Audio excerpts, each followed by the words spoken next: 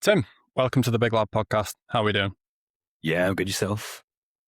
How Not you too doing? bad, mate. Would you like to give yourself a quick introduction? Sure, yeah. So, my name's Tim. I'm 32. I'm a coach in the fat loss and alcohol-free space. Actively coaching at the minute, but still building the business alongside a full-time job, as most people do at the beginning. Yeah, I'm from Leeds. You might be able to tell by the Yorkshire accent. Um, yeah, that's me in a small nutshell. It's nice to have a fellow northerner on for a change. I've had people from mainly down south and then quite a few Americans fairly recently. All But right, yeah, yeah, it's nice to have a fellow northerner on. that's it. It's the So accent, so isn't it? welcome. Yeah. The only thing is no one will be able to understand either of us. Yeah, that's it. We'll need subtitles for sure. 100%. So you mentioned that you're now sort of a coach in the fat loss and alcohol-free space. Let's take it all the way back. How did your sort of, I hate the word, but fitness journey start?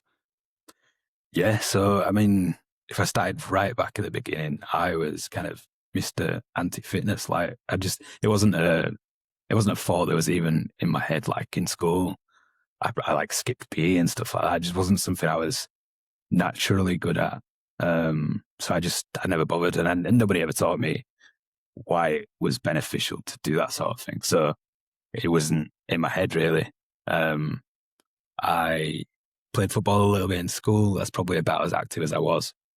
And then probably 12 years ago, when I first kind of started feeling the effects of not being a very active person, I was diagnosed with depression and the doctor mentioned parkrun. So I tried parkrun out, got into running, and I won't say I never looked back because I dropped it for a few years and then I've picked it back up again more recently. But I've kind of dabbled, gone all in, come back out again, and just never really clicked until the last kind of 18 months. So when the doctor, you say, basically prescribed the parkrun, at that point when you were diagnosed with depression, were you also prescribed antidepressants at the same time, or was it first, let's look at a different route? No, it was very quickly, here's some antidepressants, and have you thought about starting parkrun?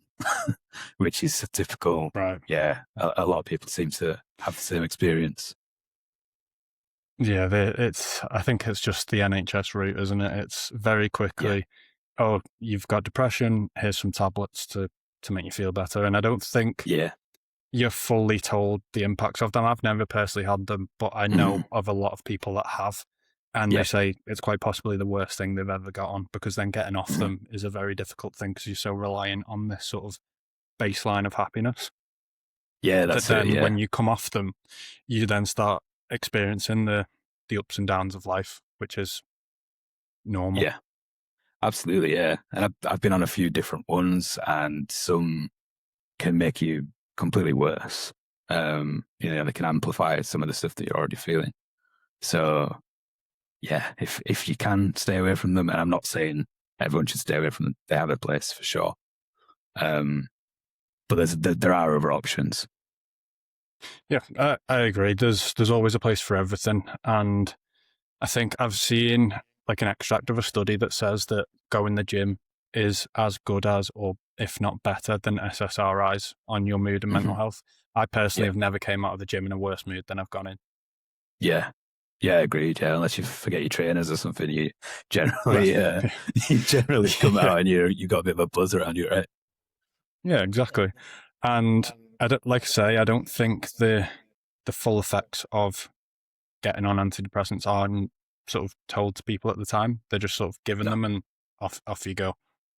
Absolutely, yeah. I think like with most things, they don't have the resources to tell you what they should be telling you. They have 5-minute GP appointments if you can get one. And therefore the easiest option for them is to just go, try these tablets. Because there's also a thing that there's no sort of definitive definition of depression, I would say. Like, it's not a black and white, it's a very sort of grey area. And I think if anyone went in say potentially just on a bad day, you could potentially be diagnosed as depression. Now, I'm not sort of trying to water down that, but there are people out there that are depressed. There are people that need antidepressants, but I don't necessarily think everyone needs to be put straight on antidepressants as a fix. It's more of a plaster over a big crack.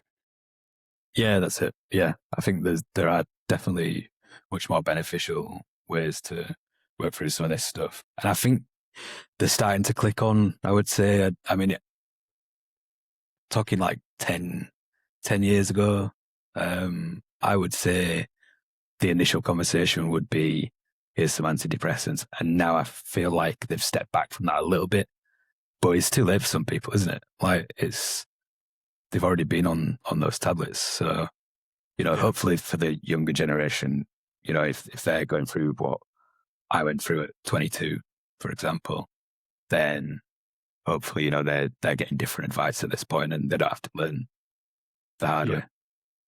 You would like to think so. And like we said, there is a place for them. And it's similar with the GLP-1 medications that are going around right now and peptides. I think that is a very dangerous space in the fitness industry. We might touch on that a bit later. But like the GLP-1 medication, if you are that overweight that it's a risk to your health, then yes, a GLP-1 medication to get you to a healthier point is probably Yeah. a good thing to do. If you're just a bit overweight and you want to lose weight, get to the gym and eat less, basically. Yeah, that's Taking a it. GLP-1 medication is crazy if you're just a bit like standard overweight. Yeah, it's got its place like everything else, hasn't it? And I think it's a good tool. There's no shying away from it. It's here and it's here to stay. But Yeah. without the advice around nutrition and being active, your lifestyle's not going to change. So you can have the medication for sure, and people achieve fantastic results with it. But unless you're going to do the work alongside it, you're going to come back to the same problem. Yeah, especially with these GLP-1 medications at the moment, they are overweight for a reason because they've got bad habits, bad relationships with food. By taking a jab, quite a lot of them probably aren't changing their habits and getting the knowledge around training and nutrition. So they just become a skinnier version of themselves with the same bad habits. So when they come off it, they just put the weight back on. Yeah. Yeah, you have to work through it, don't you? And it's not easy. It's hard work. But I mean, what's harder work? Working through some of your problems or getting later on in life and not being able to function the way you want to function or play with children. Yeah. Choose your hard. I mean, we're a similar age. I'm not just recently 30. Yeah. And I think it goes back all the way to sort of just basic education in high school and primary school. What you get taught is not great to set you up for adult life. You obviously see the food pyramid, and that's about as far as it goes. Yeah. My education around food and health and fitness in kind of high school, I don't remember any of it. So it kind of insubstantial. Even though I just wasn't interested, but probably a mixture of both. Yeah. But I mean, I still see it because I work a corporate job now, and I hear things around the office of women in their sort of 50s, and I'm like, what you're saying is a load of rubbish. Yeah. And, I might crack a Monster open at my desk, and I get all these looks and tuts like, they're not good for you, these energy drinks. And I'm like, you've had a salad for your dinner. But you keep like moaning that you're overweight because not only are you having a salad for dinner, you're also going through half a pack of biscuits whilst you're at your desk. You're snacking on other things. You're then going home because you're hungry because you've only had a salad for your dinner and eating way more over your calories. So yeah, the education is just not there. And then I walk past every day a Slimming World sort of, I don't know, meeting location. Yeah. And geez, honestly, that thing really annoys me because that, if anything, gives people a worse relationship with food. Oh, it absolutely does. Yeah. First-hand experience. Like I walked into a Slimming World group at 23, thinking that I was, massively overweight, not able to change. And actually, when I look back, I was in better shape then than I am now. Um, and I came out of there in a worse position. Like my relationship with food after Slimming World was just like so. There's not even a word to describe it. Like, is that there is no education around food at Slimming World. Like, they talk Yeah. about sins, which is automatically bad food, right? But, you think of it in your head, sin equals bad, and these guys aren't educating you on what to eat, why to eat it. They want you to keep going back and paying your weekly membership fee and buy some high-fi bars and eat your healthy B, C, and E, and like it baffles me. And I've been there, so I'm not blaming anyone that is in Slimming World at the minute. It's there, and sure, it'll help some people, but long-term education for, I would guess, 90% plus people, Slimming World, they will have a worse relationship with food after attending one of those sessions. 100%. Like you say, they're calling foods sins, and those foods tend to be the foods that you enjoy. And Yeah, if you want to have a good relationship with food, you need to include them into your diet so that you then don't have this craving and then have a binge. Am I right in saying that you can have unlimited fruit and veg, but then a crushed banana or something like that is then that's sins? it. Yeah, that's Is it. that the one? So Yeah. yeah, so I mean, it goes worse than that. You can eat like unlimited potatoes, which, I mean, you can't, can you? You know, however many potatoes you have, if you eat 4,000 calories of potatoes and your body's only burned 2,000 calories that day, you're in a surplus, right? Whether it's potatoes or chocolate. Poor macros as well. Yeah, that's it. You're going to feel lethargic after 4,000 Oh, calories of potatoes. But yeah. yeah, it's nuts. Mushing a banana does not change the calorific intake, right? But Well, the thing is, as soon as you eat a banana, your teeth are mushing the banana. yes, exactly. Before you've even swallowed it, it's done the same job as what you would do with maybe a fork or a blender. Yeah, baffles Yeah. me. It's like you were saying in our DMs, is that it is out there to confuse you, to keep you on a subscription. Mm-hmm. Yeah, you can't step away from Slimming World, can you? Really, without going on to something else. So you might think, oh, Slimming World's not for me. I might try Weight Watchers for a bit, but you'll end up Yeah. going back to Slimming World, or your friend will say, actually, I'm trying. This probably doesn't even exist anymore, but like Juice Plus, something like that. You know, it's all the The same Huel thing. protein shakes as well. Yeah, yeah. It's all the same, isn't it? Different branding, but they're just going to keep you going back, not educating you, and you're just you're back at square one, still paying the money. Well, it's because simplicity doesn't sell. Complexity and, shiny ways of doing things and supplements. Like, everyone's like, oh, what supplement do I need to take? It's like, Yeah. you actually just need to do the basics. You need to train right, you need to sleep well, and you need to eat well. Once you've got those three nailed down, you're near enough pretty much all the way there.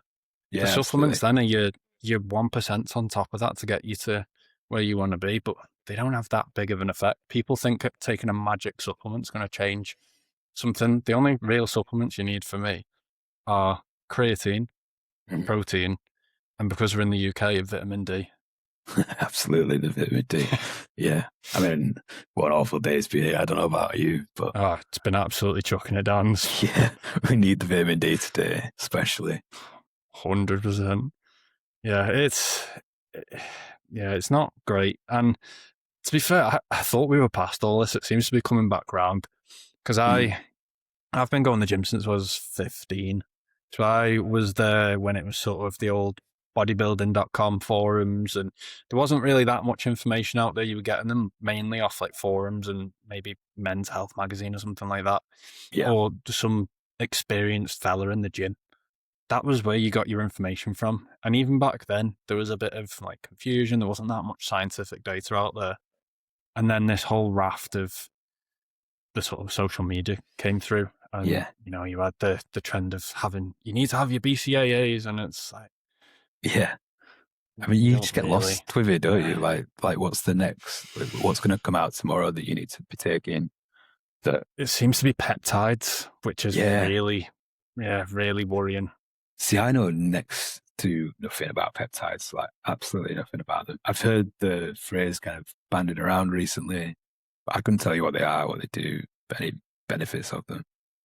They interest me a lot from just a science point of view because I'm a bit of a nerd when it comes to this stuff. And a lot of them, I think they're just short chain amino acids. So quite a lot of them are naturally found in your body. It's then just given more of it, is what I understand.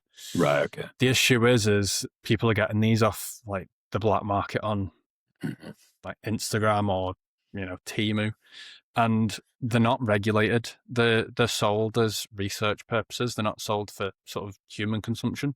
Okay. They're not signed off by the FDA or anything like that. It's all sort of for research purposes. You're So playing with people are your health using there, these. aren't you? Yeah, Like, exactly. well, Exactly. I've seen a guy on Instagram and he says his whole thing is like, for the last 10 years, I've been using my body as like a human test to test out all this stuff so you don't have to. And I'm like, you are rather you than absolutely, me. you are mental. Yeah, Yeah, it's I crazy. don't know. I don't know how safe they are. I don't know. I know of people, I think, in my gym that have used them for injuries. There's a Yeah, thing called the Wolverine stack, which is BPC 157 and TB 500.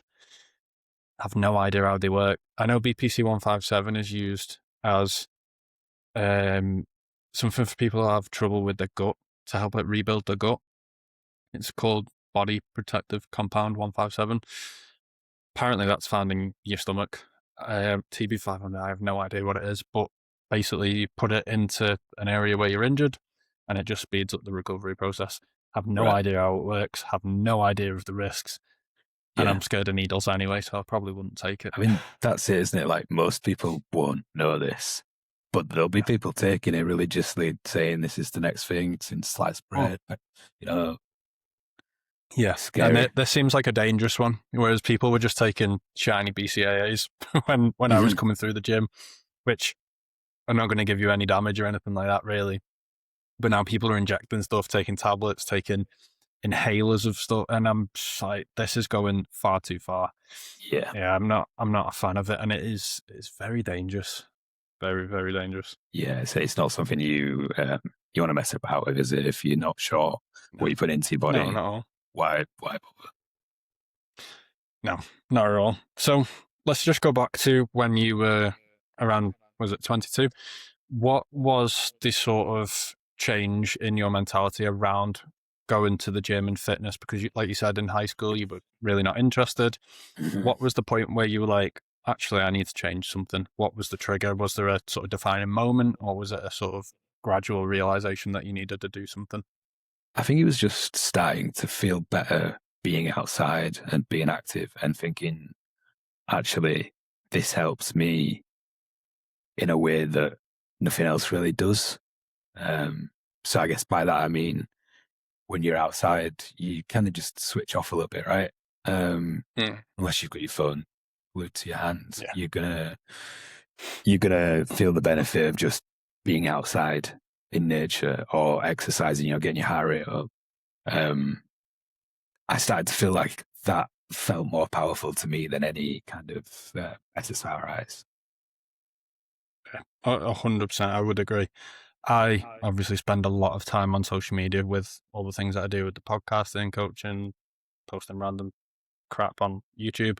And my most clear time is when I go for a walk. And what I do, I go no headphones, no distractions.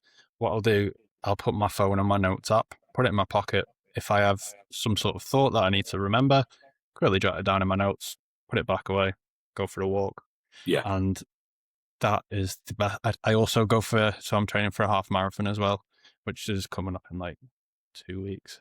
Scary. nice. But um, I also don't run with headphones either. I just, Yeah, I remember this on a previous episode, and I was like, "How can you run with no headphones?" Like, I struggle with that.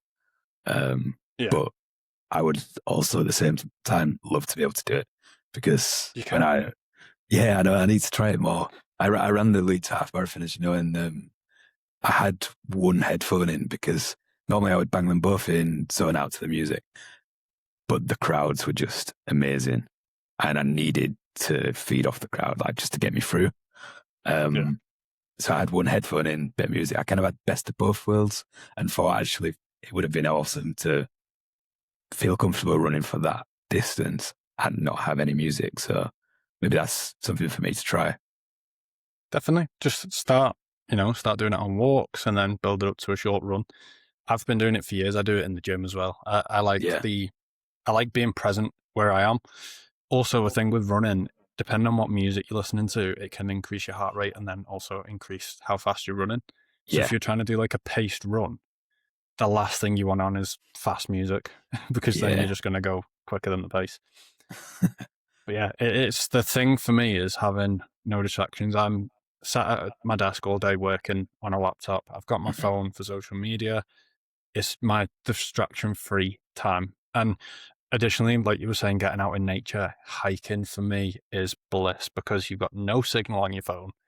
There's absolutely zero distractions. The only thing I use my phone for is to take a photo. And other than Yeah. that, it's just walking and listening to the birds or a waterfall, a river. It's great. Nice. Yeah, I need to get out hiking more. I saw your Yeah.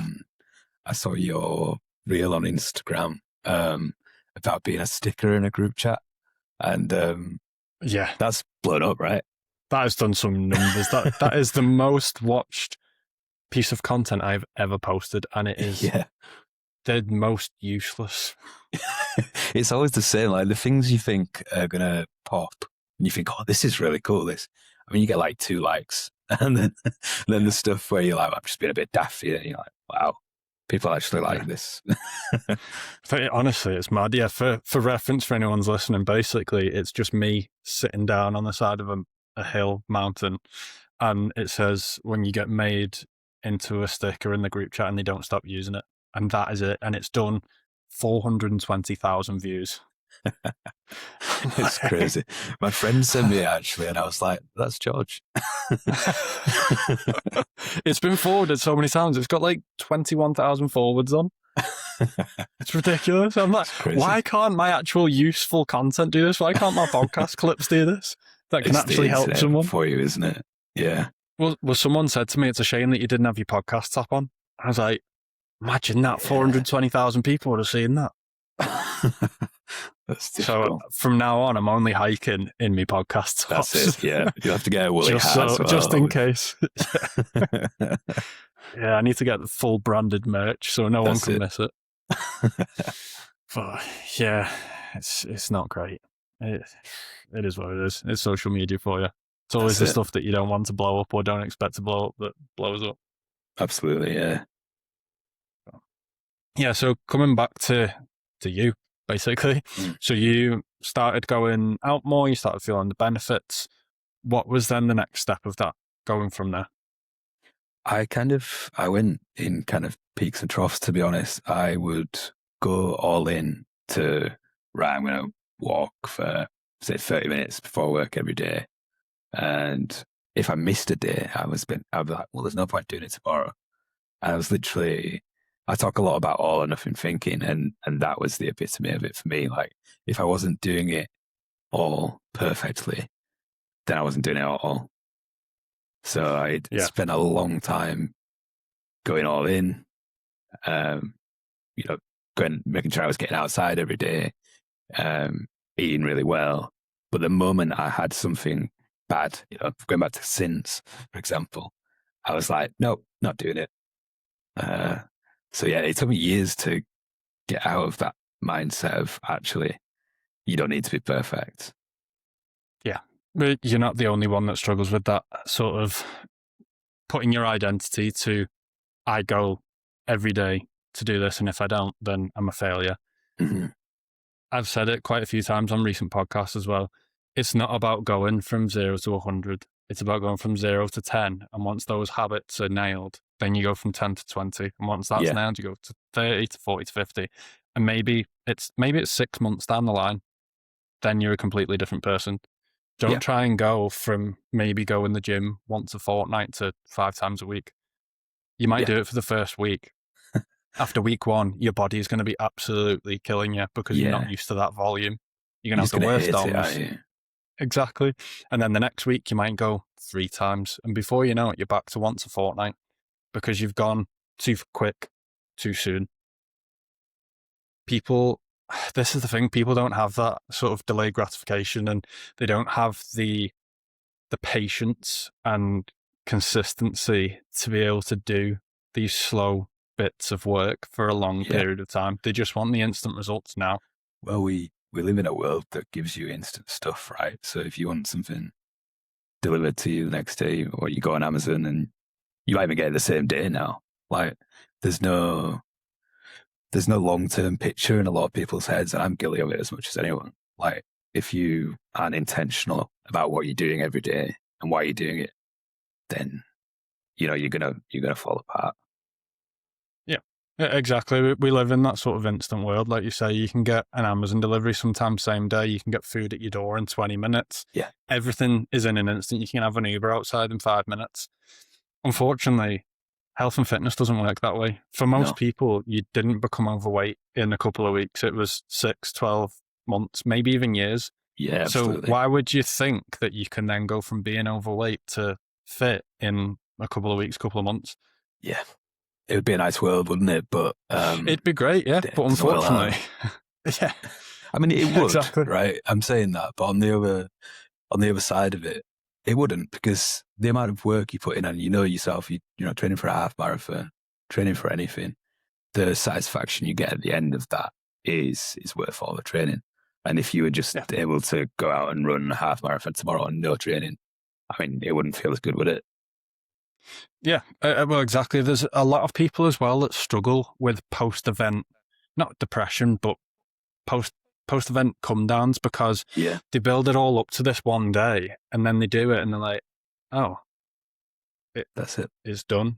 It's done." It's not. It's not about the event. It's about the person you became along the way of that 6-month training block or 3-month training block, however long it is. Yeah. It's about the person you became whilst doing the event. The event is just the victory lap of the hard work that you've put in. Absolutely. Yeah. It's it feels very much like that. I mean, I did the Leeds half marathon on Sunday. Physically, I know I've done it, right? But mentally, I don't feel like I've done it. I mean, it was an awesome day, don't get me wrong. The crowds were fantastic, the support was great. But mentally, I'm like, did I actually do that? Like, and now obviously I need to look at the next thing and just keep going, because otherwise I'm going to end up, like you said, kind of post training blues. Yeah, well, it's not necessarily even looking at the next thing. I've been guilty of it myself for years, never really celebrated my achievements. Mm-hmm. I think, I don't know what percentage of people it is that have done a half marathon, but it's a very small percentage of people, and even less that have done a marathon.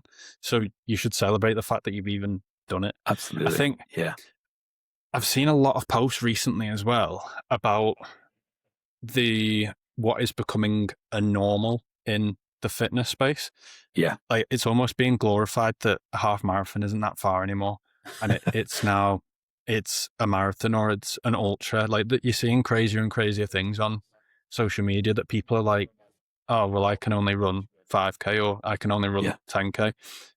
That is still an achievement, especially if you come from a position where you couldn't be asked getting off the couch a couple of months ago. If you can do couch to 5K, that is an achievement. Stop comparing yourself to someone else. Just compare yourself to you. Unless you are competing at the top level, if you're competing for trophies, medals, money, you're an everyday person. I work a desk job. Like, I'm 6'4" and 107 kilos. I'm never going to win a half marathon. I've also got no ACL or meniscus in my right knee. I've got the knee of an 80-year-old man. I'm never going to be able to compete at that top level. So for me, it's about getting it done and potentially trying to beat my previous time that I've done. I think everyone people get hung up right? too much. Yeah. I mean, you compare yourself against people that have done it for like 10 more years than you. You know, if I was, let's play kind of devil's advocate, right? If I was to compare myself to yourself in the gym, right? you've been in the gym for a lot longer than me. So I know for a fact you're going to be stronger. You're going to be more familiar with the equipment. You're going to lift heavier weights. But for me, I should be comparing myself to the guy that didn't just get out of bed and wanted to sleep all weekend, not somebody else Exactly. that is on a completely different journey. Like people Exactly. forget that you can't compare the two things. You got to compare yourself versus yourself. Yeah. But what's the point in comparing yourself to someone else? Like you say, So like me and you have got completely different backgrounds. We've gone to the mhm, gym. There's every single person is in there for some sort of reason, and they all started at some sort of place. Like for me, I started in the gym when I was 15 because I'd had a massive growth spurt and not really put any weight on. I was at the time when I joined the gym, I was like 6'2", but I was only just over 10 stone. So I was like quite slim for my mhm, height. I'm now 6'4" and 17 stone. So I've put yeah, 7 stone on since I joined the gym, which sounds ridiculous to say, but it's true. Um, but yeah, so someone might see me in the gym now and think, whoa, like he must have been going to the gym for ages. But if you'd have seen me 15 years ago, I was a completely different person. I mhm, started somewhere just like anyone else did. that's it. And there'll be someone like you were that will start the gym tomorrow, and in 5 weeks' time, they might go, I'm sick of seeing people in the gym that just look like they've got it all together. I'm going to stop going. But if they continue like you did, I mean, they're going to be onto a pretty good thing, right? But I see it all the time in my gym. There's quite a few groups of younger lads, maybe between the sort of ages of 15 to 18. Mhm. And you see them, they're always constantly looking at what other people are lifting compared to what they're lifting. And they're trying Yeah. to outdo their mates, which is all right to have a bit of, like a bit of competition. But when it comes to weightlifting, you have to be careful, especially at a young age, because all your joints are a bit looser and everything. You've got to be careful. But Hmm. they're too bothered about what other people are doing and what other people are thinking of what they're lifting. I've been there, I've lifted the small weights. Hmm. Like you've got to start somewhere. Just, Absolutely. Yeah. yeah, Just, people are just too bothered. start, right? Yeah. Literally Exactly that. just start. Yeah. The best day to start is today. Absolutely. So just crack on. But what would you say your biggest lessons that you've learned along the way?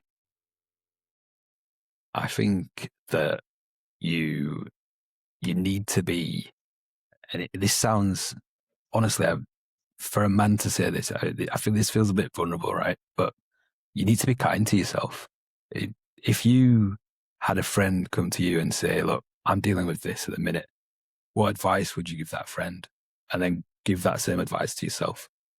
Like Yeah. it's, if you're sat there on the edge of a bed on the morning going, come on, get up, let's sort this out, man up. If you're speaking to yourself in that way, I think you're only going to go in one direction, and that's down. Treat yourself like a friend.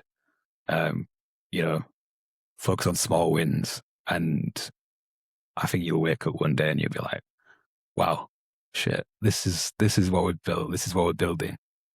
And it's a long Yeah, process, but it's worth it. we're our own biggest critics, aren't we? Hmm. Absolutely, Like you say, if we do start speaking to ourselves like we would others, you'd probably stick at it a lot longer. yeah, absolutely. You've got to Yeah. support yourself. You can't support everyone around you and then give yourself a lot of shit. Honestly, Yeah. it's just not going to work. Yeah. I think a lot of what other people struggle with is they set these not unrealistic goals, but goals that are that big that they scare them into actually doing anything and taking Yeah. action. Hmm. They set this, I don't know, maybe they want to lose 5 stone or Yeah. 10 stone. That's a big chunk of weight to lose.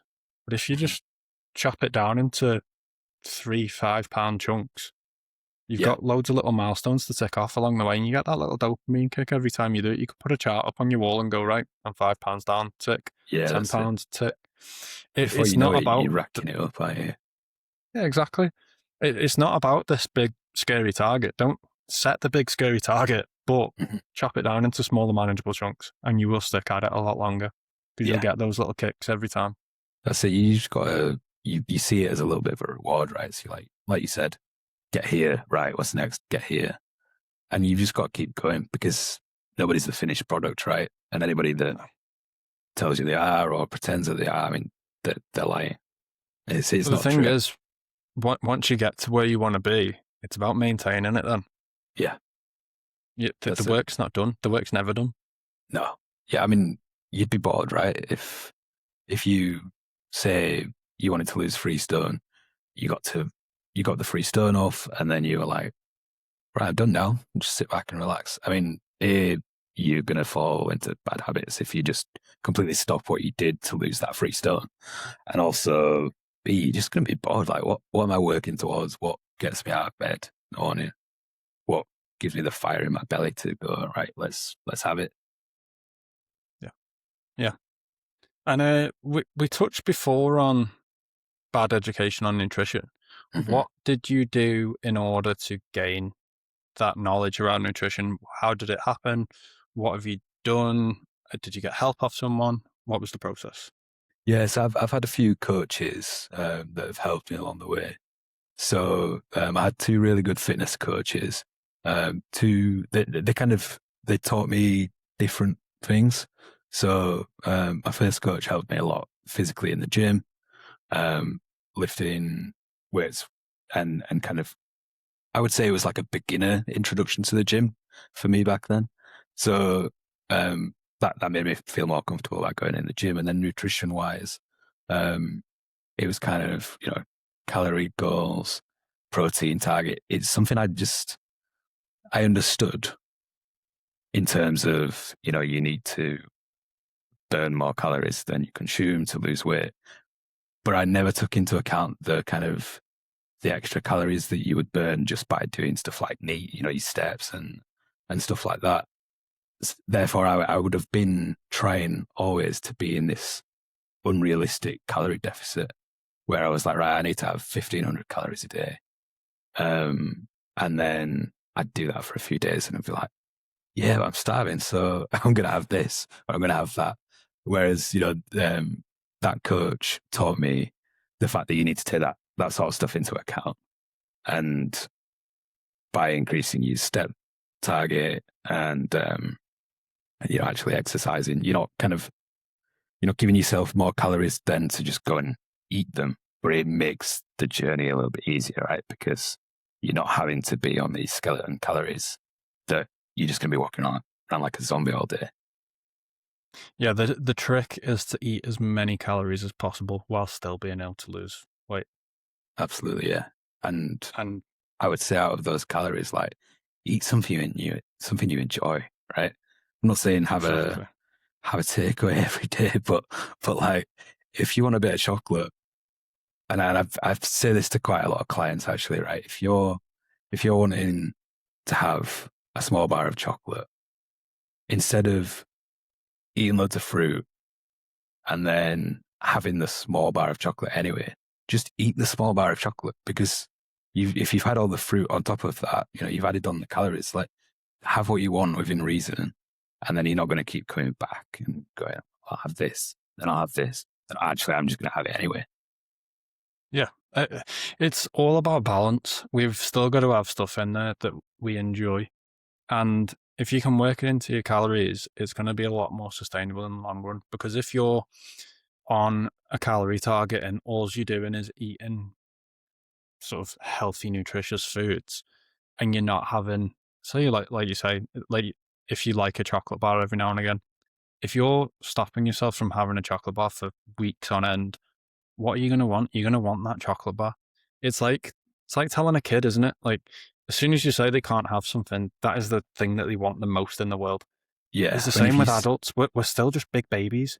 Absolutely, yeah. You see a sign that says "Don't touch." What do? You go and touch it. Like, Yeah, you get intrigued. You're like, oh, yeah, literally. Oh, why shouldn't I touch it? Oh, right. Well, let's touch it. yeah. Don't touch. Wait, wet paint. Absolutely. Is it? Yeah. Oh, yeah. Oh, yeah. It's still wet.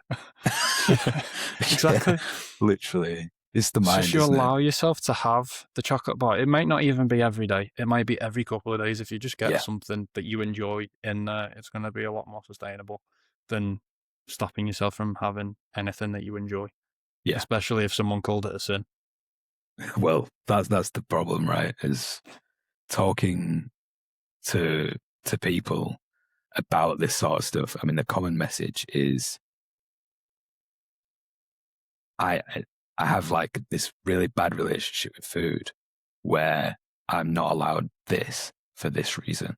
And that is a really common theme when you talk to most people. And it's nonsense. It's not their fault, of course, but like it's absolute nonsense. People have been taught really bad attitudes towards food, and undoing that takes a long time. People also have limiting beliefs as well. I find is that this, like you say, they say, "Oh, I can't have this because of this." It's like Mm-hmm. you can just Mm-hmm. be reasonable with it, be balanced, Yeah. have the self control to say no sometimes, but also say yes other times. Yeah. It's there's a lot of limiting beliefs out there, and it's one of the ones that really annoy me is that when people say I don't have enough time, Yeah. you do have enough time. You just don't want the goal enough. You can't Yeah. sit there and complain about results you don't have from efforts that you've not put in. Yeah. I mean, check your screen time. You'll probably find you've got the time. Yeah, yeah, Literally, exactly. Or is how much Netflix have you watched? that's it. Yeah. We're Like, all guilty of if it to you, a certain extent, right? But if yeah, you want to, really work hard towards a goal, you'll find the time. yeah, if you want it enough, you'll do it. And you might watch 2 or 3 hours worth of Netflix a night. You only have to Mhm. sacrifice an hour, Yeah, and you can get your workout done. You can get some steps done. absolutely. Yeah. If you want it enough, you'll do it. Yep. I mean, what's the alternative? You're just gonna keep playing this victim mentality and go, I'm I'm not that sort of person. I can't do it for this reason. But you need to work through some of this stuff, right? It's not just unfortunately you can't press a button and go, right, I now go to the gym at 5 a.m. every morning and I'm lifting X amount. Like it doesn't work like that, but slowly introducing it, you know, it's possible for anyone. One of the main reasons I think as well is that people get caught up in comfort zones, which is a very dangerous place to be because it stops you from taking action.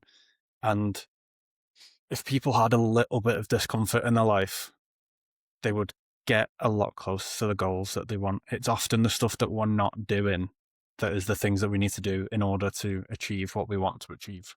Yeah, absolutely. I mean, if you're really honest with yourself, if anyone was really honest with themselves, you know what you need to do. Everybody knows what they need to do. It's the accountability sometimes, right? And I wouldn't say motivation to do it. I would probably say discipline to do it. Like, you're not always going to feel motivated, but if you have a system in place that gives you the discipline or you've got the accountability, I mean, you're going to get it done and you're going to get it done well, providing you don't have a shit coach, but that's a different topic. Well, as James Clear says, you don't rise to the level of your goals, you fall to the level of your systems. If you don't have those systems in place to be able to stay disciplined, then you're not going to stick to what you want to do. Like you say, motivation isn't always going to be there. You can never rely on motivation, but you can rely on the discipline because of the habits that you've stacked up and the systems that you've got in place. Mhm. But again, it's not about going from 0 to 100. It's about going from 0 to 10, then to 20, to 30, to 40, to 50. And then over time, you could become a completely different version of yourself. Mhm. Absolutely. Yeah. I mean, I had a little moment this week where I was thinking, I really don't want to go to the gym this morning. And I literally kind of had to have a little chat with myself. And I was like, yeah, but by you going to the gym, what are you working towards? And in my mind, I mean, we're expecting a baby in September, with our first child. And Congratulations. thank you. And I want to be able to lift this baby and not like think, oh, my arms are really aching and stuff like that. So to me, I was like, well, I'm going to the gym because I actually want to be able to lift my child and play with my child.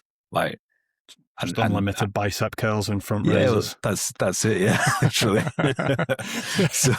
so literally, I was like, well, I mean, question is, did I go to the gym that day? Yeah, of course I did, because that was my motivation.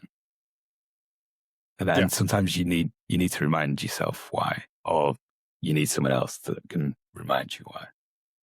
An easy way of doing that is telling loved ones, telling friends, family, and having that accountability from them as well. So when it is those days where you don't feel like going to the gym, if you've told them what your goal is, they can turn around and go, hold on, didn't you say you wanted to do this? And you go, Yeah. yeah, you did. Right, I'll go to the gym. Yeah, fair play. Thanks Yeah. for nudging me. Yeah. We Yeah. all need that, right? From our partners, from siblings, parents. We need them to, I mean, hold accountable feels a little bit strong sometimes, right? But it works. Yeah, exactly. And especially as you've got buy-in from people that do care about you, it makes it Yeah. a little bit easier. So Yeah. just touching on things that people enjoy, you've gone alcohol free. Yeah. Obviously, some people enjoy a drink, and that is another Absolutely. conversation in terms of fitting that into your nutrition and everything. What was the reason that you went alcohol free, and what is that then giving you in your life by doing it? Yes. So for me, it comes back to the all or nothing that I mentioned before. Um, I would always find myself, if I'd had a drink, I'd want another drink and another drink. And, I wouldn't say I wasn't an alcoholic by any stretch of the imagination. Um, but if I was having a really good night on the Friday, I'd make sure I go out on the Saturday. And then if I had a really good night on the Saturday, I'd be like, well, maybe I should go out on Tuesday. Let's organize something for Tuesday. Like, and that spirals pretty quickly. Yeah, you get And that sort of buzz. that's it. Before you know it, you try and then use alcohol, or in my experience, I used alcohol to mask how I was really feeling about stuff and use it as a bit of a coping mechanism, which, yeah, is a downward spiral. Yeah, I think especially in this country, there is a huge drinking culture, and I think people do use it for different things. Like you say, you use it as a masking agent. Some people use it for confidence, again, kind Yeah. of a mask. There are many sort of reasons why people drink alcohol, and then there's Mhm. also quite a lot of reasons now where it's becoming a lot more popular, where people don't necessarily have an issue in terms of being an alcoholic, but Yeah. they just don't like the feeling of being drunk anymore, or the day after, the anxiety.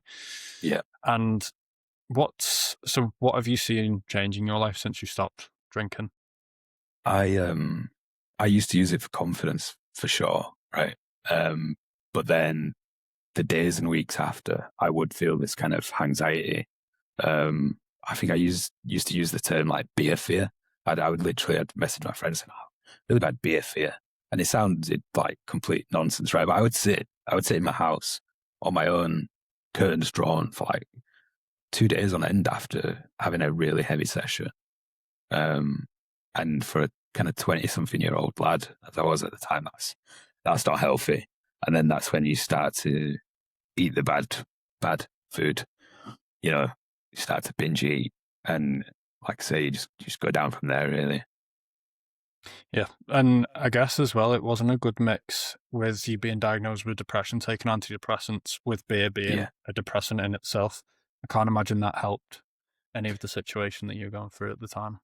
No, absolutely not. Yeah, I mean, my kind of alcohol consumption was from a lot earlier age than kind of the depression, but do I think the two are linked? Yeah, I think they do. Because I mean, alcohol is a depressant, right? And you drink so much of it, you are going to feel low, and it has its place for sure. Like I'm not someone that is going to say everybody should be alcohol free and alcohol is this, alcohol is that. Like if you can have alcohol in your life and you enjoy it and you feel no negative benefits to that the majority of the time, go for it. Like enjoy yourself. But if you feel that alcohol isn't serving you anymore and is keeping you in this dark place where you're not able to achieve what goals you're looking to achieve, then I think that's when you need to question your relationship. Yeah, myself, I drink a lot less than I used to. Unfortunately, this year it is the year of all the 30ths and weddings and christenings. Yeah. So I'm drinking a lot more than I was probably last year. But Mhm. I don't go any, like, I'm 30 years old. I don't go on anywhere near as many random nights out as I used to. Yeah. And I think it is becoming just a bit more popular, especially, people our age taking up things like high roxes, half marathons. Yeah. As soon as you have a drink, you then take away from your training over potentially the next couple of days. For me, the big issue is sleep. I don't really Yeah. suffer with hangovers. I suffer with the sleep side of things. I'm not a great sleeper in general. But then as soon as I've had a drink, no matter what time I get in, I will always wake up pretty similar time that I usually do. Mhm. So I may get in it. Say if I've been on a proper night out, it's 4 o'clock in the morning, Yeah. I will still wake up at like 8 o'clock latest. Yeah. So that tiredness then kicks on sometimes until maybe Tuesday before I'm Yeah. fully recovered sleep wise.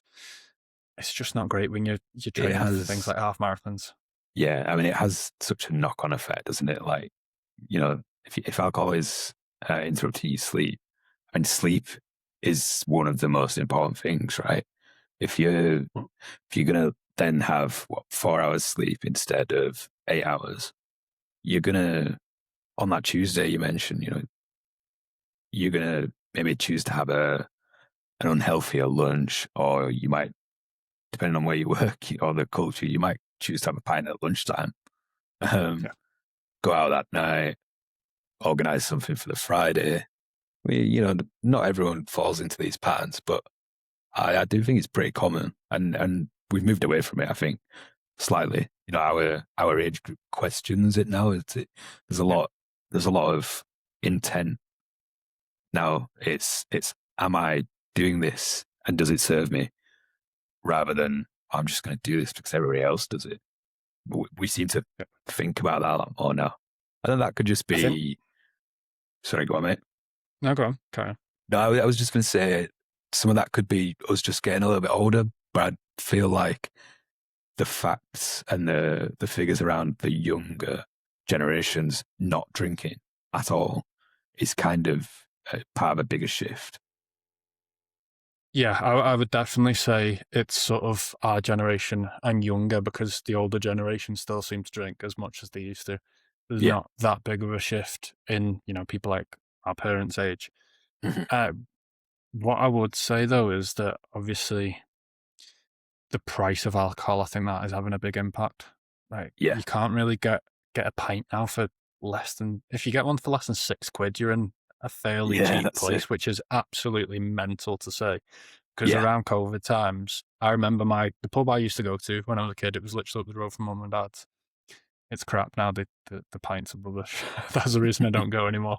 But before COVID, the pints were, I think it was £3.50. That Yeah. same pint now is £6.50. It's The mental, exact isn't it? same pint. I'm like, Yeah. what? I mean, when we were in our like early 20s, say, right, I would say people used to say like, oh, if you go to London, for example, you're paying £5 a pint, right? And people used to think, oh, wow, £5 a pint, that's Mhm. crazy. But I bet you'd struggle to get a pint for less than a fiver in most places in, Leeds or Liverpool now. Oh, 100%. There's not many at all, if any, to be honest. I Mm. remember the football team I used to play for, we used to play in this social club, and we were getting pints for £2.50 at one point. Yeah. And in the late kickoff on a Saturday, so we'd all go back to the club afterwards, the late kickoff, like the 5 o'clock, it'd be £2 pints until the first goal was scored. And then we came back after COVID and they'd gone from like £2.50 to £3 and we were fuming. Yeah. It's like, what? Yeah. It was like still the Yeah. cheapest pint you can get anywhere. It's expensive, isn't it? I mean, it's the same with like, with cigarettes, right? So, Mm. I smoked a little bit when I was like 15, 16, and you used to be able to get a pack of six for what, £3, maybe a five or something like that. I dread to think how much a packet of I cigs wouldn't are even now. know. Yeah, I've Like, never smoked. I just know they're yeah, very expensive. yeah, that's it. And I think that's a good thing, right? Because that's a completely different ball game. But it just shows them both together. I think has quite a big shift in what people choose to do now. I think the issue is everyone's gone from smoking cigarettes to vapes, which are probably going to be worse for your health in long term, I reckon. Yeah. I mean, it goes Um, back to what you were talking about peptides, right? Is no one really knows the full impact of vaping versus smoking yet. But I exactly. mean, unfortunately, we will find out in our lifetime what that impact is. And It's just a USB that glows and spits out yeah, candy literally. floss liquid stuff. It Yeah. can't be better for you than a cigarette. I don't know why, No. but it just can't be the amount of chemicals that are in it. Yeah. The, if it is, if it is better for you, it's not going to be by much, right? No. Well, And they've just passed a law as well, haven't they? That anyone now under the age of 18 will never be able to buy a pack of cigarettes.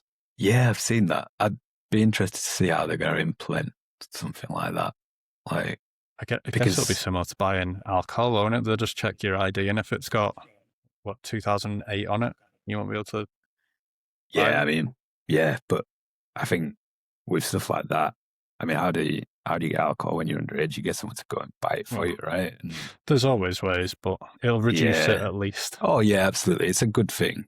Don't get me wrong, I agree with the reason behind it, but people are going to find if they want to have had enough, they're going to Yeah, find it, right? yeah, 100%. No, definitely. So, since you've gone alcohol free, what have you noticed mentally, the changes that you've had, and also how has it affected things like relationships with friends and social life? Yeah, I think it's been a lot about clarity for me, just having that clearer thought process. Being able to, I wouldn't say it's down to hangovers particularly, but like just being able to have this lack of fog around thinking after a drinking. If you rhyming now, Yeah. but yeah, I think you get what I'm trying to say. Like, Brain fog. yeah, you get this brain fog after drinking that just impacts and has a knock on effect to everything else. So, I mean, that's clarity really, and then the relationships with other people. I mean, it's a lot more stable, right? If your mood is fluctuating up and down because of drinking or anything else, then your relationships are going to do the same. They're going to follow the same pattern, right? You're going to have those potential mood swings. You're going to argue with your loved ones potentially. And then that's, again, downward spiral. Do you still go to the pub with your friends whilst they're drinking and sort of sit there with I don't know, a glass of Yeah, Coke or? quite regularly, to be fair, like at least 2, 3 times a month. I'll just get a Guinness Zero, or if they don't have that, Quite good, I'll get actually. like, yeah, I mean, it's the Yeah. closest thing I've had to, tasting like the real thing. So Yeah. yeah, Guinness Peroni Zero. Zero's another good one as well, I've found. Yeah. They're really good, these alternatives. And like I used them at first, because when I first started going alcohol free, I mean, it was just there was no real intention behind it. It was like, I'm just going to drop the booze for a few months and just see how I feel. Mm. So at first it felt a bit unnatural, and I would just get an alcohol free beer in a normal pint glass and people wouldn't know the difference. Or, if you went out with a group of friends that, you knew it wouldn't judge you, you'd be like, yeah, I'm just trying this. Like, just doing this. So yeah, there was a time where I would avoid the pubs for sure. In like my first kind of year of being alcohol free, I would be like, yeah, I'm going to skip on that just because of the temptation. But now Mm. I'll literally be like, I'll probably be one of the first people to say, shall we go to the pub? But I'll just have an Right. alcohol free beer instead. Yeah. I'll, No, it I'll, makes I'll sense. drive or something like that. So that, not that, Yeah. not that I think I'd, randomly decide to have a drink now, but I'd just drive so that it's not even in the question, really. Yeah. And I think, like you say now, is that it's becoming that much more popular and that you are now seeing pumps with 0% Yeah. alcohol in. Everyone, like, when they first came out, I remember there was people that were having 0%ers and everyone was like giving them stick, and Oh yeah. just what you did was lads taking the mick. But I think because it's that popular now, there's that many adverts on TV, and Hmm. Guinness Zero sponsors everyone. Yeah. Um, no one really cares. No one bats an eyelid. Yeah. The whole kind of mood around it has changed loads, right? I met up with a group of friends a couple of years ago, and I was the only one in the room having a non-alcohol free, a non-alcoholic drink. Um, and then we don't meet up that often. This group of friends, we met up again about a year ago, and there were 4 out of 5 of us choosing to drink an alcohol-free beer. Oh well. Sort of like, it shows the change in those couple of years. It's just like, actually, it's just a bit more convenient for me. If I'm meeting up in the city centre or somewhere where I might need to drive my car, it's just, I can drive there. I can feel like I'm joining in. I'm not missing out. I can drive home. I can get up the next day, go for a run, go to the gym. And I think people are just realizing that a little bit more. Save money on taxis as well. I know, yeah. Wow. Taxis. Another thing that's getting expensive. Yeah. We're going to have to start making a list, mate. Just Oh no. gripes of the cost of things. I think it'd be a very long list and potentially Yeah, another it piece would. of content that would go viral. I think we'd probably bore people. Yeah, we'd either bore people or they'd be like, yeah, this is great, man. Everyone would be fuming in the comments. Yeah, literally. So then, going on from basically your journey, what is it that inspired you to get into coaching? I worked with a coach last September on a lot more of the kind of mental side of things. So I work a desk job as well. I don't just do coaching. I've worked in this desk job for 15 years, and I struggled to handle some of the pressures of that. I work in IT security, so it's quite a high pressured environment. And I used this coach to help me process my thoughts and how I would show up to work and also deal with some of the challenges that throws at me. And this coach was like, he's the best guy I've worked with. He just helped me develop this completely different understanding to my daily problems and how I can fix them. So after working with him, I was like, that I want to be like, I want to be like him. I want to help people, not with the specific problems that I was working through, but with some of the other stuff that I'm passionate about, alcohol free, weight loss. And so I was like, actually, I want to move into this space because ultimately I want to help people. And I knew I wanted to help people. I didn't quite know how that looked.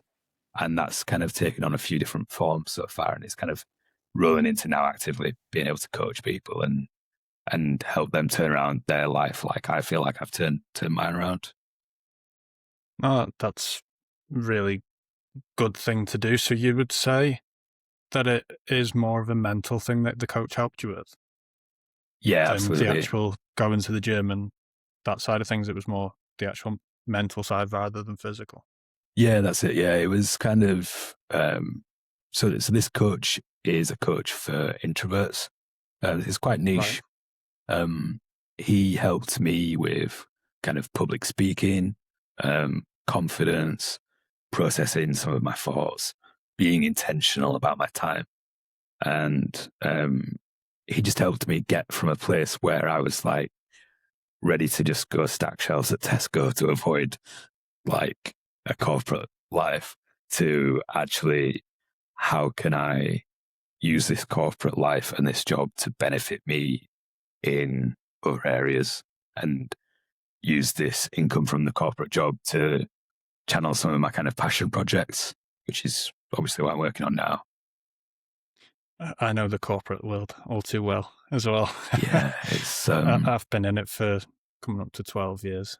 yeah, it's tough, isn't it? But it depends what sort of person you are. But if you're not intentional about your time and your purpose, you just get swallowed up in some places. Yeah, definitely. And there's that constant pressure to climb the ladder Hmm. in some places. And if you're not climbing the ladder, you're almost looked down on in a way, and it's dealing Hmm. with what you actually want compared to what other people want. Yeah, And I think if you're someone that is either easily swayed or someone that won't necessarily stand up for themselves, you can quite quickly end up in a direction that you might not want to go in. absolutely. Yeah, you find yourself working evenings, weekends, um, just just to kind of stay above the water, really. Like keep your head above the water, and it's such a tough place to be to get out of. Yeah, I mean, there's been times where I've worked late a couple of times, but generally pretty good at the whole work-life balance thing. I kind Yeah, of have to be to keep on top of all my content and stuff. yeah. Well, Uh, that's it. yeah, If you just let your corporate job control you, like you're just not going to do anything else, and that's when you become depressed and overweight. Like that, in my experience, that is exactly why I was depressed and overweight, because I gave everything to my corporate job and had no time left for loved ones and my health. yeah. No, I totally agree, and I think there'll be quite a few other people listening that will be in similar situations and struggling with the work-life balance thing. But you've got to take control of it yourself and see it as a something that pays for your time outside of work. Absolutely. Yeah. You don't live to work, right? You work to live. And that sounds really cliche, almost a little bit cringy, right? No, I love it. But it's so true. It is so true.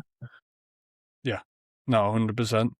So, shall we finish with a couple of rapid fire questions? Let's do it. Right. Biggest fitness myth. Biggest fitness myth. I mean, it's got to be the calories of a banana being mashed, right? Like, what is that?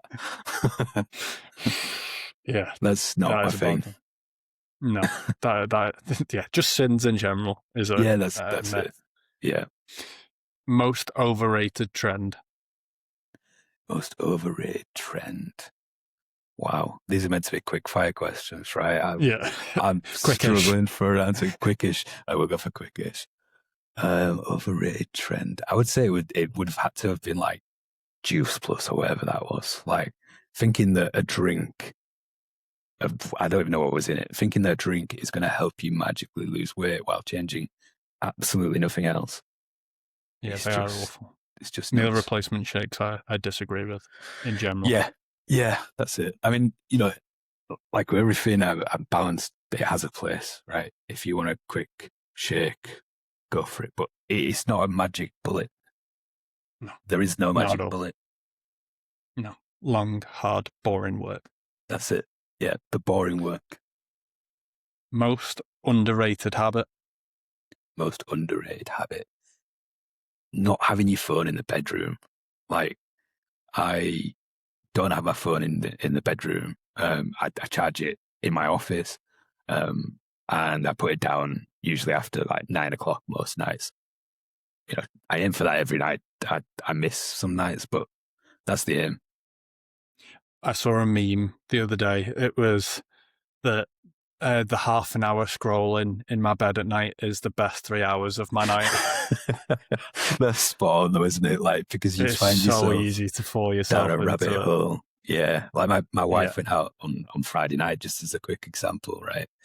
And she asked me what I did, and I was like, I just ended up down this video rabbit hole of just stupid content, and it was I've done it hilarious. before.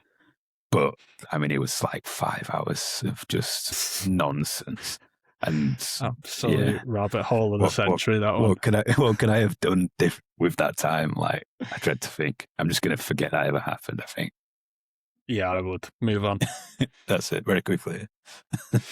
One thing people should stop buying. Stop buying Slimming World memberships. I have to stay on brand with that. Like, I sorry guys, there is a much better way. There's so many better ways, but there's one Definitely. that stands out, and it's just a calorie deficit. Count your calories, avoid slimming world. Solid advice. What would you tell your younger self? Believe in yourself. Like, you can do anything you want to do, and it might take a while to get there, but just go and smash it. Yeah, definitely. What's something society gets wrong about health? I think society labels people on their health, right? You see someone in the street look a certain way, and you assume that they got there through one thing and one thing only, and that's being lazy or having really bad habits. And what you don't see is that person's had to deal with kind of like a medical condition or depression, or there's a million different reasons why that person has found themselves in that place.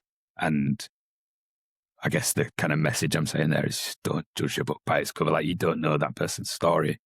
Try and help them if you can in any way. And if you can't help them, just don't judge them. And that's a way of helping them. Yeah. I've been there previously when I've been injured in the gym. Obviously, quite a big guy, lifting really small weights because I'm injured and I'm on a sort of rehab program to get back up to full fitness. I've seen people look at me in the gym going, "What's he doing?" Yeah. Why has he got tiny little weights? It's like, yeah, I can't move anything heavier. yeah, literally. Like, it's the human brain, right? The human brain is automatically going to go, "What is he doing?" Like, but we're more intelligent than that, right? And we need to be outwardly more intelligent than that. Exactly. And finally, Tim, where can everybody find you on social media? Everyone can find me at Tim Housam. On Instagram is where I'm most active.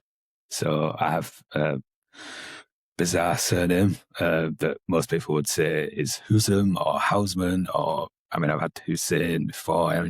Whatever you want to say, but it's pronounced Housam. So that's at TimHousam. You'll find me there on Instagram, TikTok, YouTube, but I'm most active on Instagram. I'll put your Instagram in the description below. Perfect, thank you. And then that'll avoid people spelling my complicated surname wrong, right? Exactly. Tim, thank you very much for coming on the Big Lab podcast. Thanks for having me, man. This has been mega. Cheers. Love it. Guys, if you have enjoyed this episode, drop a like. If you are new, subscribe, and I will see you in the next one.